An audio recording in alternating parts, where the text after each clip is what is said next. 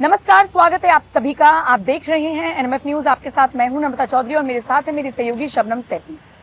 2014 में नरेंद्र मोदी की सरकार आई और उसके बाद से एक टर्म आप हमेशा सुनते होंगे मीडिया के लिए, और वो टर्म क्या है? गोदी मीडिया। बहुत सारे लोगों ने इसका मतलब भी निकालने की कोशिश की, कुछ लोग इसका मतलब भी समझाते हुए नजर आए, लेकिन इस गोदी मीडिया को लेकर सबसे ज्यादा हो हल्ला मचा इस सीजेपी के सो कॉल्ड पीसफुल प्रोटेस्ट में।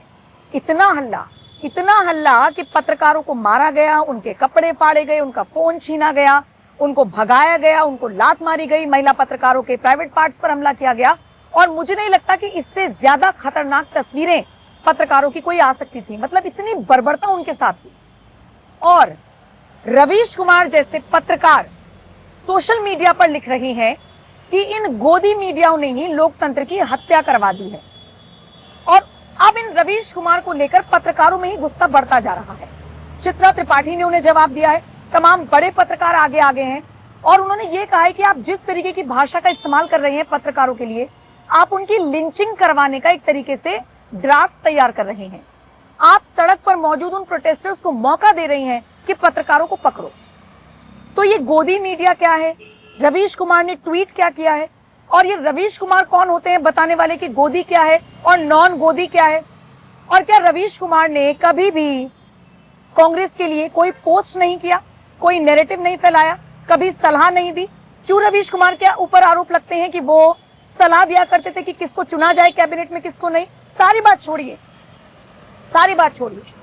रवीश कुमार के भाई कांग्रेस में क्या कर रहे हैं, आज हम इसी पर चर्चा करेंगे। शबनम, सबसे पहले मुझे ये बता दीजिए कि रवीश कुमार ने ऐसा क्या ट्वीट किया है कि चित्रा त्रिपाठी भड़क गई? बिल्कुल नम्रता, यहाँ पर रवीश कुमार ने जो पत्रकार वहाँ पर पीटे जा रहे थे, जिन छात्रों के साथ लिंचिंग हो रही थी, उसको लेकर संवेदनाएं तो जताई, उसको लेकर चिंता तो जाहिर की, पत्रकारों को लेकर भी चिंता जाहिर की, लेकिन इसी के साथ साथ गोदी मीडिया को कोसना बंद नहीं किया। अब सोचिए, एक पत्रकार वहाँ पर छात्रों के दर्द को भी दिखाने जा रहा है, जो वहाँ चीजें हो रही हैं उसको दिखाने भी जा रहा है। पहली बात तो पत्रकारों का ना कोई धर्म होता है, ना कोई उनका पक्ष होता है, ना कोई उनका अपना वो होता है।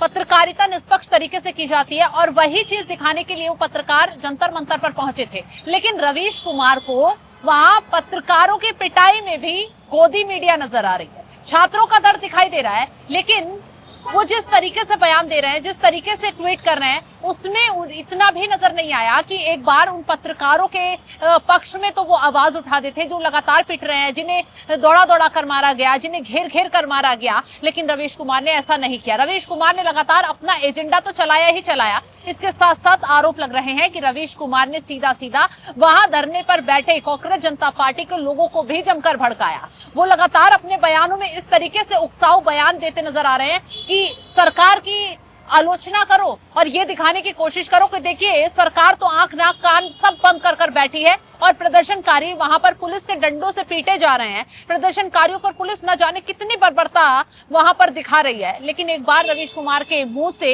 या फिर उनके शब्दों से ये बात निकलकर सामने नहीं आई कि इन प्रदर्शनकारियों के बीच में किस कदर वहां उपद्रवी शामिल हो गए हैं, पुलिस पर पथराव कर रहे हैं, सेना के जवानों को पीट रहे हैं, किसी का हाथ तोड़ा जा रहा है, किसी का सर फाड़ा जा रहा है। वो तस्वीरें जब पत्रकार रोते बिलखते नजर आ रहे हैं, वो तस्वीरें रवीश कुमार को नजर नहीं आ रही। इसी वजह से वो सोशल मीडिया पर ट्रोल हो गए हैं। ये कहा जा रहा है कि जो हिंसा फैलाई जा रही है, जो बवाल वहां भड़काया जा रहा है, इन लोगों को भड़काने के पीछे कहीं ना कहीं रवीश कुमार के ये बयान है, रवीश कुमार के ये ट्वीट हैं, जिस तरीके से लगातार वो मोर्चा संभाले हुए हैं मोदी सरकार के खिलाफ। हालांकि वो अक्सर करते हैं, जब कोई भी ऐसा विवाद होता है जहां मोदी सरकार घिर रही हो, तो रवीश कुमार जल्दी से माइक थामकर मैदान में आ जाते हैं या फिर ट्वीट पे धड़ाधड़ ट्वीट कर देते हैं।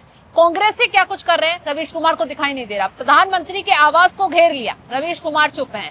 संसद भवन का कूच करना चाहते थे ये लोग, इन लोगों ने गुंडागर्दी दिखाई, पुलिस को पीटा, रवीश कुमार चुप हैं। लेकिन पुलिस ने क्या कुछ किया, लाठियां कैसे चली, क्यों चली, इसको डिफेंड करते हुए रवीश कुमार नजर आ रहे हैं और इसीलिए वो ट्रोल हुए। अब देखिए, चित्रा त्रिपाठी ने रवीश कुमार को अब आड़े हाथों लिया है। पत्रकार की ही पोल खोलता नजर आ रहा है। चित्रा त्रिपाठी ने इस पूरे मामले पर लिखा है, रवीश कुमार पत्रकारों के खिलाफ लिंचिंग के माहौल को बढ़ावा दे रहे हैं और उन्होंने कहा कि रवीश कुमार ने एक राजनीतिक दल की यात्रा में शामिल होकर अपनी पत्रकारिता पहले ही बेच दी। तो रवीश कुमार, अगर कांग्रेसियों में कुछ गलत होता है तो रवीश कुमार कभी नहीं बोलेंगे।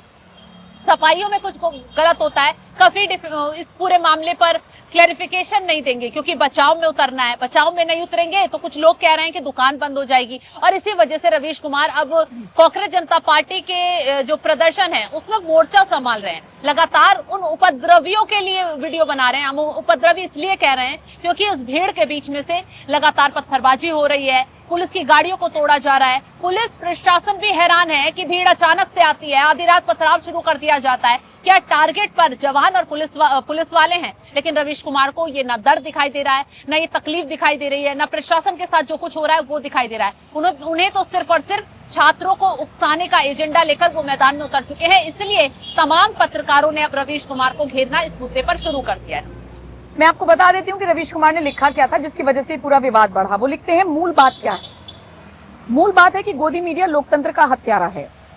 आप अगर मगर के सहारे से नहीं बच सकते। कुछ अच्छे लोग हमेशा हैं, रहेंगे, उन्हें निशाना मत बनाइए। हिंसा और हुड़दंग नहीं होना चाहिए, तभी गोदी मीडिया की सच्चाई नहीं बदल जाएगी। जनता को हर दिन जागना होगा। आज इस मीडिया पर आप गर्व नहीं कर सकते। इसके न्यूज रूम के लोग भी शर्म से सहमे रहते हैं। अभी भी जरूरत है कि देश की हर पंचायत में, बहुत ध्यान से सुनिएगा क्या लिखा है रवीश कुमार ने, अभी भी जरूरत है कि देश की हर पंचायत में पोस्टर लग जाने चाहिए कि गोदी मीडिया लोकतंत्र का हत्यारा है। हर पार्टी के दफ्तर के बाहर ये पोस्टर लगा होना चाहिए। एयरपोर्ट पर स्पेस खरीद कर ये नारा लिखा जाना चाहिए।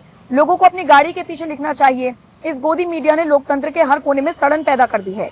इसके कारण कुर्सी पर बैठा हर शख्स खुद को खुदा समझ बैठा है। सांसद लूटे जा रही हैं, विपक्षी पार्टियां लूटी जा रही हैं, वोट का अधिकार छीना गया है इसी मीडिया के सामने। इसीलिए मूल बात है कि गोदी मीडिया लोकतंत्र का हत्यारा है। ये कह रहे हैं कि गोदी मीडिया लोकतंत्र का हत्यारा है। इसी पर चित्रा त्रिपाठी ने सिर्फ 3 लाइन में उन्हें जवाब देते हुए ये कहा है कि आप लिंचिंग की एक तरीके से उकसा रहे हैं, आप लिंचिंग के लिए। दूसरी बात, इन्होंने एक बड़ी अहम बात लिखी कि न्यूज रूम के लोग भी शर्म से सहमे रहते हैं। न्यूज रूम किसका होता है? किसी न्यूज चैनल का। जो इंडिपेंडेंट पत्रकार वहां पर पहुंचे थे, जो अपना यूट्यूब चैनल चला रहे हैं, वो जो पत्रकार पहुंचे थे उनको क्यों पीटा गया? उनको न्यूज रूम का कौन सा डर सता रहा था? उनके मालिक का कौन सा? अगर आपकी भाषा में मैं पूछूं तो वो न्यूज रूम में कहां सहमे हुए थे भाई? वो तो पत्रकारिता करने के लिए गए थे। आपने कहा कुछ अच्छे लोग भी होते हैं, उनको बख्श देना चाहिए। आप बता दीजिए कौन अच्छे लोग हैं? जैसे उस भीड़ में से कैसे सिलेक्ट किया जाए कौन छात्र है, कौन तिलचट्टा है, कौन बवाली है, कौन उपद्रवी है? और चित्रा त्रिपाठी के अलावा भी लोग कैसे उन्हें ट्रोल कर रहे हैं मैं आपको बताती हूँ। एक ने लिखा, रवीश कुमार मान लो वो तो गोदी मीडिया है, पर तुम कौन सी मीडिया हो? एक ने लिखा, रवीश जी पुलिस जवान के साथ बर्बरता की गई, उस समय तक लाठीचार्ज भी शुरू नहीं हुआ था। ये जवान अपनी व्यथा कह रहा है, इस पर भी सुनकर 2 लाइन बोल दो। एक समय था मैं आपको देखकर सीखता था, पर आपकी एक तरफा पत्रकारिता ने मुझे आज बोलने पर मजबूर कर दिया है। अभी भी अगर किसी को शक है कि रवीश कुमार किस खेमे के हैं, तस्वीर देख लीजिए। अखिलेश के साथ सेल्फी ले रहे हैं। राहुल गांधी, मनमोहन सरकार जब चलती थी, सोनिया गांधी का वो जो पैरेलल एक अलग से वो सरकार चलाती थी, मतलब कि यूपी के सरकार में रवीश कुमार का क्या सिक्का चलता था, मुझे आपको बताने की जरूरत है? सबको ये बात पता है। और फिर जैसे कि मैंने शुरुआत में भी कहा कि आपके भाई कांग्रेस में फिर क्या कर रहे हैं, वो टिकट ले लेते हैं, वो लड़ लेते हैं, यही सारी चीजें इन्हीं के इर्द गिर्द घूमती रहती हैं। तो निष्पक्ष आप भी नहीं है। आप अब वाले मीडिया को गोदी मीडिया कह रहे हैं।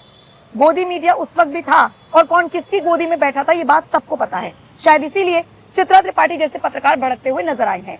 फिलहाल शुक्रिया शबनम मेरे साथ जुड़ने के लिए इस खबर पर, लेकिन आपके हवाले ये खबर है। कमेंट सेक्शन में आप बताइएगा जरूर, रवीश जैसे पत्रकारों को आप किस तरह से देखते हैं? क्या आपको नहीं लगता कि वो एजेंडा चलाते हैं? कमेंट सेक्शन में आप अपनी राय दें और बाकी खबरों के लिए एनएमएफ न्यूज देखते रहिए।